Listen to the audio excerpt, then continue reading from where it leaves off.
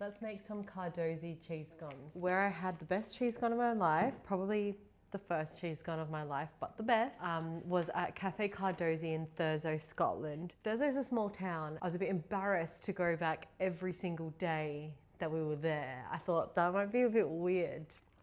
Although now I'm really wishing that I did, because I just really miss those scones. Now, when I tell you that this place was like so unassuming, I'm not gonna lie, I judged it.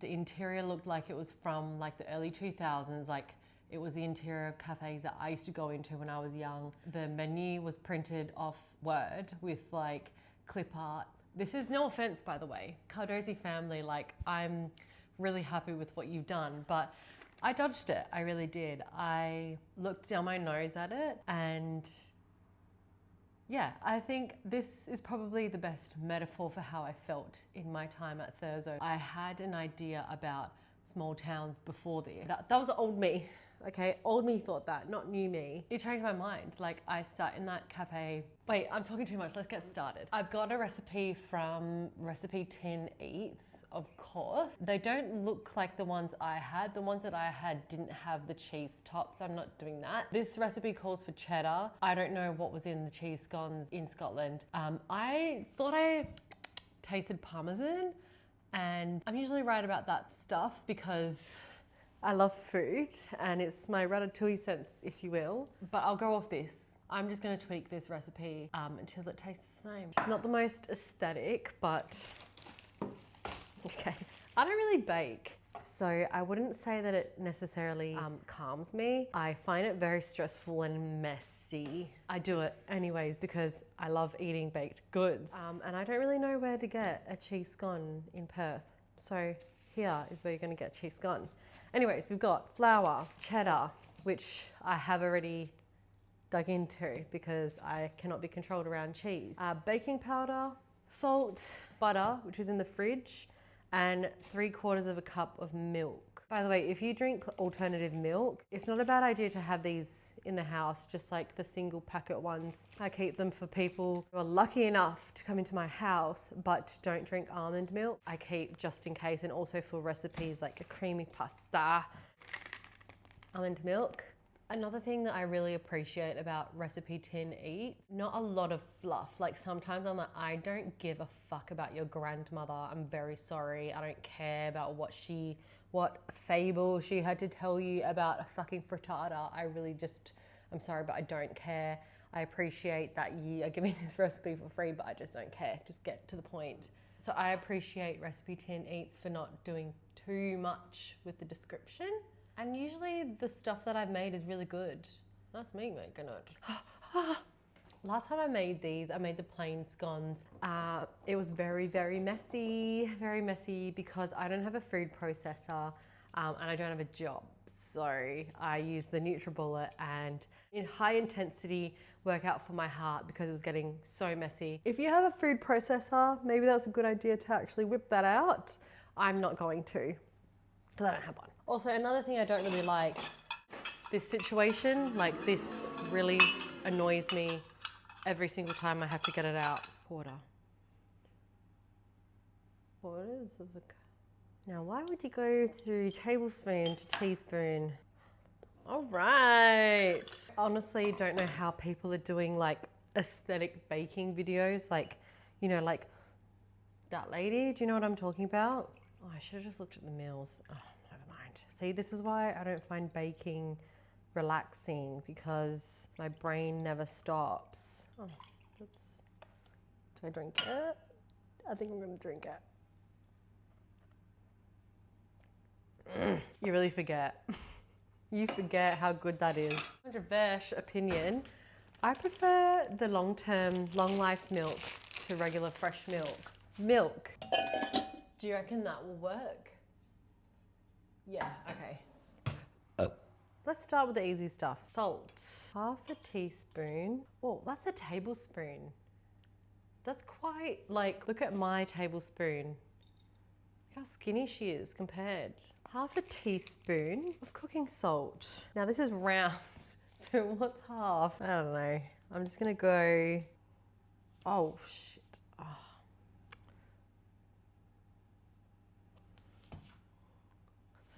feel wasteful, okay? And what's crazy is, okay, the universe is talking to me or giving me winks. I like to say it's like winking at me to get my attention and keep me in the same path. I've watched it, okay, I'm unemployed at the moment. This is my taking a break from applying for jobs. And by applying for jobs, I mean like I did one like pre-recorded interview this week. And I did my resume up, but I also watched 2 series in the week. I finished The Decameron and also The Residence. And you know how they're talking about Trip pouring salt down the drain? That's what I just had to do because I put too much salt. And I swear that was not intentional, but you know, I am guided. Okay, salt. Sorry, I feel like I'm all over the shop. Okay, 1, 2, 3. I think the problem was last time it was too small and so it got stuck. So then I had to like, you know, back to what I was saying, like I went to Scotland when I was 16 and you're 16, you don't really care. Also at a different place with my dad. Yeah, that influenced how I was viewing the world around me and like Scotland itself. I also was like a massive Francophile at the time. Like I was obsessed with France and Paris and I had just been to Paris. So I was like, I don't care about this place. I was also like, yeah, it was not a good time. Like 16, I was at like the height of my eating disorder, very uncomfortable in my skin, very just don't know who I am, like just in a weird relationship with family, you know, like, oh.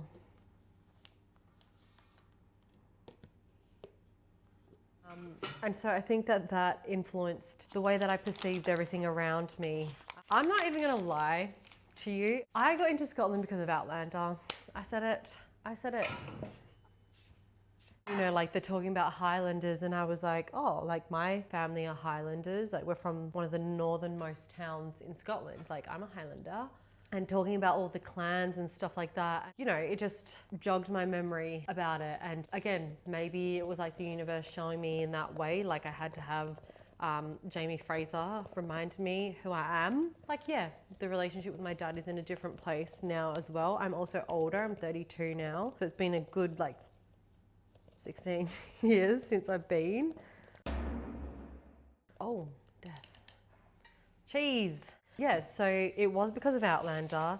It was the scenery, and I do remember like the scenery in Scotland being like actually breathtaking. I had an aura reading a few years ago now, actually. It was when my parents were getting divorced. It was just a lot to process and like trying to pack up about 30 years worth of a house. I was really stressed out and I can't remember what was happening in my personal life at that time. Oh, I had a really shit job, like a really shit boss that wasn't paying me. Yeah, I said it, you didn't fucking pay me. So I was just really stressed and I went to this psychic festival. I got an aura reading done. The aura reading was telling me, first of all, she said that 4 guys that were helping me through this transition and also to connect with nature, and then that will connect you with who you are supposed to be and things like that. And so I wouldn't say that at that time I connected with nature. I feel like it's just been a slow appreciation for nature. At the time I was like, oh, like appreciate nature, go to Bali. I kind of get what it means now. The feelings that I experienced in the Scottish landscape is just, I get why people write fucking poems, okay, why people do paintings. Also there's that connection to that land. Like we went, great cheese. We went to, I forget the name of the museum, but it was about the Highland clearances and the Mackays. And my grandmother was a Mackay. And also like I was learning a lot about our family history at the time. So it just hit different because I was like, oh shit, like this is the land that my family comes from, you know? I cannot do 2 things at once. I didn't know about my family history. I really didn't. Like, I honestly thought my family history began and ended with my parents. I didn't know much about my grandparents from Scotland because they lived in Scotland. Dad used to work away, so I didn't really hear. I even had like one perception of them, but I didn't know anything about them. You know, I had very vague information, let alone like their parents. And even on my other grandmother's side, wasn't wasn't like orphaned, but she was abandoned. And so I don't know anything really about that either. This is another story, I'm jumping. I'll tell you 2 stories about family legends. My family have always said that we're part Spanish. My granddad's side, for ages it was like, yeah, he had a Spanish mum. And then later in my grandmother's years, I asked her and she said no, she taught Spanish. And so I don't really know. I don't really claim anymore that there's Spanish down the line because I don't really know. Look how much cheese is left, by the way. It's gone. Like, not complaining. Okay, Western Star, lining up 100 grams for me already. Okay, so that was my grandmother on my Filipino side. And then on the other side, my dad has always said that his grandfather used to own the Bean Inn. It's got its own Wikipedia page, okay? So like that's huge to me. I don't have family history documented, so any kind of little clutch that I can get onto some information is cool to me, it fascinates me. And I think it's why I'm so obsessed with documentation, because I don't have that from previous generations. So it's like I just exist without anything before me, you know? When I was planning this trip with my dad, I was like, we should definitely stay the night there. I was on like ancestry.com, searching like my grandparents and my great grandparents' names. His name came up and it was linked to the Bean Inn, but it said he died there. Oh. Okay, pulse this once, the butter 4 times, the cheese once. Add milk while pulsing 8 to 10 times. Okay, go for it, eh? Spoiler alert, he doesn't. He was the manager there. So that part is true. The way we found out was quite funny. Like we went to the archives office, which, hi, that's my dream job. Yeah, anyways, so he didn't. So it's just funny how like oral retelling of family history is very, I don't know, get your story right. Or maybe you don't want to get your story right. You just want to keep it with the version that you've been told. And respect, honestly, because if I did that, I'd be the great-granddaughter of an inn owner and the great-granddaughter of someone Spanish. Okay, this isn't as messy as I remember it. So I feel like we're off to a good start. I think I'm not gonna fuck around and like add the parmesan to this one. Let's just see how this batch turns out. Scotland. Yeah, I reconnected with my family history, learnt a lot, which was really cool. Really liked that. Loved Scotland's landscape. And honestly, when we were driving through, there was so many times my dad and I were like, I could live here, you know, like 100%. I want some sheep, I want some cows, preferably a mum and baby because they're so cute. I don't really fuck with ducks. No, I don't know yet, but we'll see, because I did watch a really cute duck video. I just don't like the sound. Sorry, Cafe Cardosi. So it's quite full, like it's quite busy, and my dad and I sit down and like even like I just don't know the process, the way of small towns. Like I went up to order, but they come to you. It's like not really done in Australia anymore. It's not the same as like having that element of like relaxing where you sit down and you chat and someone will come and take your order, you know? Like it's just, even that, I was like, oh shit, I ordered at the counter. How forward of me. I'm so sorry, I'm a city girl, I didn't know. And that's where I saw these cheese scones. We're sitting there and I'm looking around at the people around me and they're not fazed, you know, by the aesthetic of the cafe, or they seem to, you know, like the food or coffee, or maybe they don't, or whatever it is. I don't know how to explain it. It's like, it was really nice. Like it just seemed so not stressed. I kind of was eavesdropping because that's what I do. But I was just kind of, you know, catching bits of people's conversation, and like there was this girl sitting with, I don't know if it was her mum or auntie or whoever it was. She's sitting there talking. She's genuinely interested in what she's saying. Not that that's happening here, but I just mean you can feel the care for that person. And then this guy walks in and he's like, oh, how'd you go with blah, blah, blah. It's just community. That's the thing that I think I like really noticed, is community. And it's like, oh, so someone comes in and they're like, oh, hey, it's just really nice, really nice. I'll get back to my point eventually, sorry. Cut into 6 wedges. Love that. Even number. I know we talk about like community here and like making community spaces, and I guess it just looks different to us because we are in a city and like we're further apart physically from people, but we just have different lives, you know? Like there's not just a handful of cafes in town, there's like a handful down the street. It was more of a feeling. Perfect timing, it's 3 o'clock. I don't have to set an alarm. Maybe our idea of community is just more based on hobbies. You know, I know my friend goes to do something every Wednesday morning at the beach, and that's turned into her community. Or like even with pole, for me, like that was my community, but it's not the same feeling of care, of clan. And I think that's what I'm kind of trying to get at, is like, I learnt about my clan, and I feel like that mentality is very much still in those smaller towns in Scotland. Like, not necessarily like, oh, like, what's your clan? We're Mackay, so we're gonna look after each other. It was more just like that element of belonging, and you look out for each other. Like, I remember I was talking to my auntie once about, like, I didn't mind that you didn't really have lots of shops there, because, you know, in my head I just think like, oh, I need to run down to the shops. I use the example of like glue for school project. You don't have, say, like a Big W around the corner that's open till 9 o'clock on a weeknight. I think she said was like, you phone around. I was like,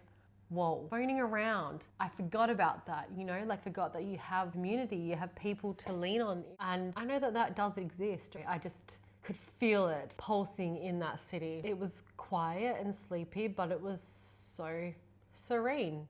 Obviously, like an idealized interpretation from someone who's an outsider and who's coming back with maybe a more idyllic sense of what it's like to live there. Even driving through the landscape, it lowers your nervous system. Honestly, that's what I feel. I felt like it just calmed me down. It made me stop and like enjoy the moment, and it made me present and grounded. These cheese scones are probably my favorite meal that I had while I was in Thurso, because of what it meant to me. Opened my eyes up, I think, and like, because it was the first morning of the trip, I think it just framed everything for me. Yes, food matters because of memories like this, and that's something that I've taken to Australia with me. Like, I don't think the owner of Cafe Cardosi knows that I have the deep love and appreciation for her cafe, that I'm making the cheese scones in Australia. That's the power of food, and that's why I love it.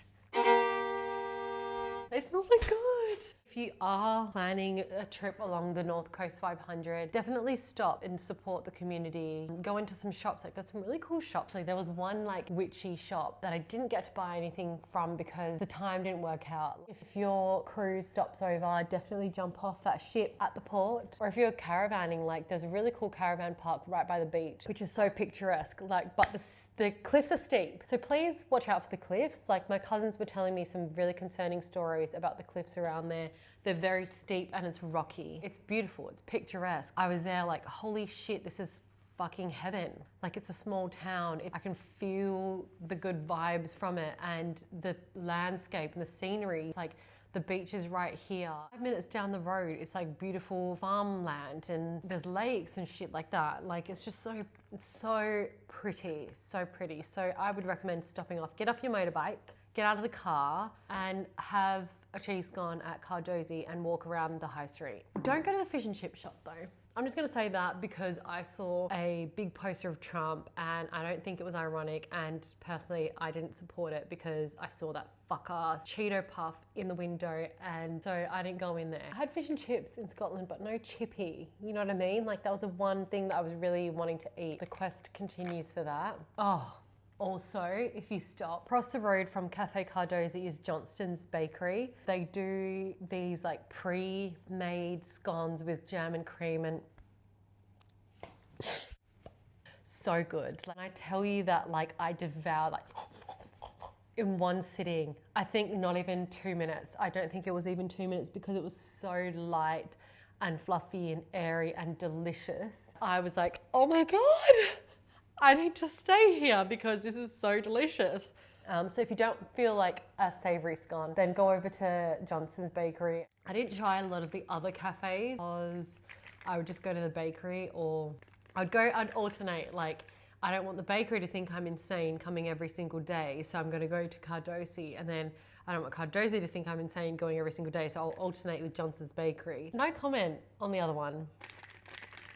I'll say it another time, but oh, the other one looked like, oh my, I'm not a local, so don't really listen to me, but I didn't really vibe with the other one. The lady that was working there, obviously having a really bad morning, but it was really funny. It's gone down as like family law now for my dad and I, where anyone who's in a really bad mood would just call a black pudding, because she was in such a bad mood, like not really friendly, which again, I get it. Food service is brutal, I understand. But we were talking about like a full breakfast, and my dad was like, oh yeah, you know, like this is already like question number 3 where she'd gotten angry.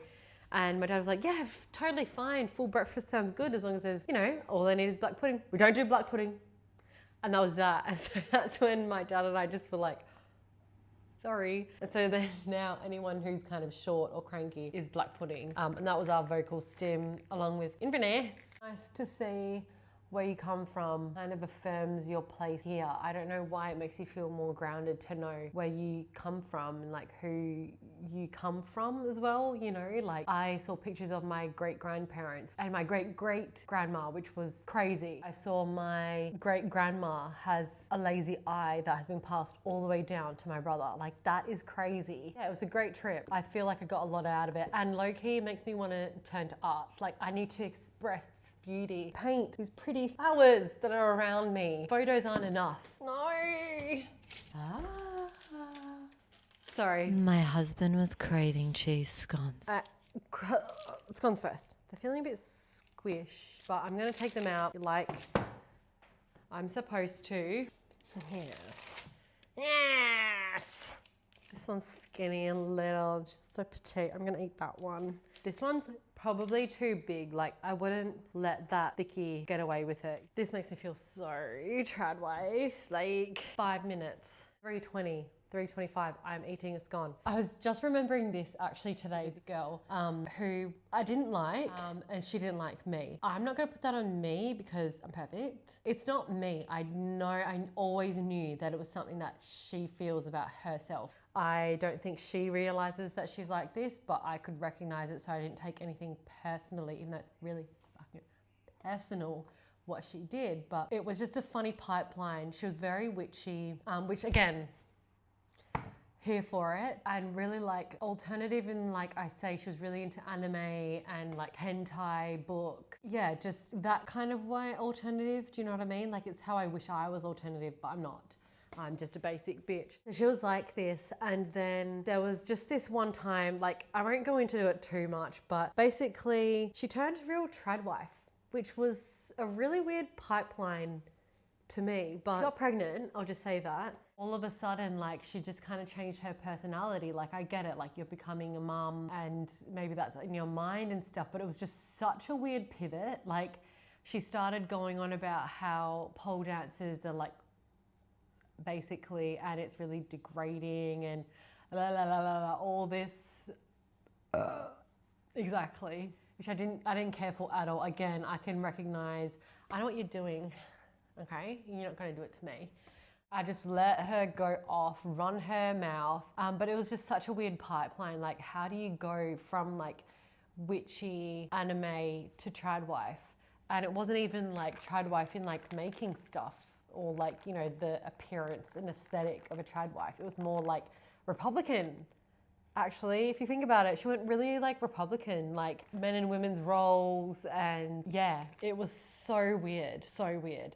Anyways, she ended up getting an abortion so she could have sushi. And I'll leave it at that. But yeah, just doing shit like this makes me feel like a trad wife, makes me feel gross.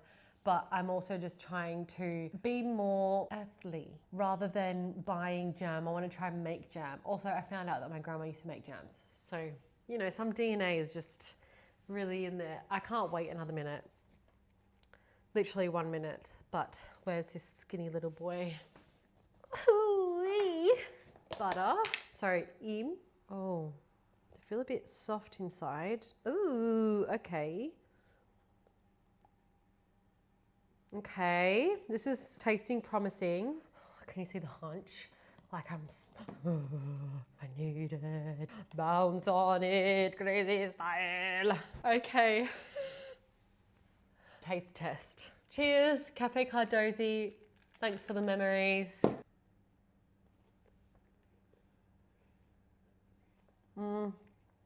Mine are very dry, but somehow taste undercooked at the same time. The more done bits are quite nice. You know what? I think the Cardosi one didn't have parmesan. This is similar tasting wise. I know this sounds so silly, but I'm not digging the shape. The Cardosi ones were like a traditional scone shape, and I get in the recipe it said like to make them like this so there's more corners. Next time I'll tweak it. Maybe we'll see tomorrow how they go. Morning update on the scone. It's dry. It's dry. It's so dry, like you gotta hit one of these. But I had a thought. Imagine these with jam. Just saying, hear me out. Strathnaver was the name of the museum.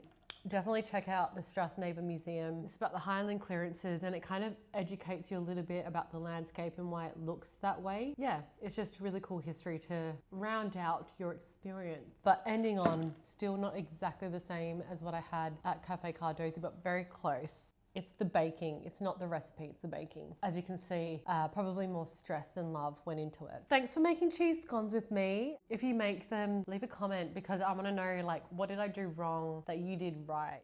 And just let me know if you've tried them before. Or if you do try them, can you tag me? Enjoy your cheese scones if you make them. Until I get the recipe down, I'm not going to call these Cardosi scones. Call it the quest for the perfect Cafe Cardosi replica. Bye. Have a great day.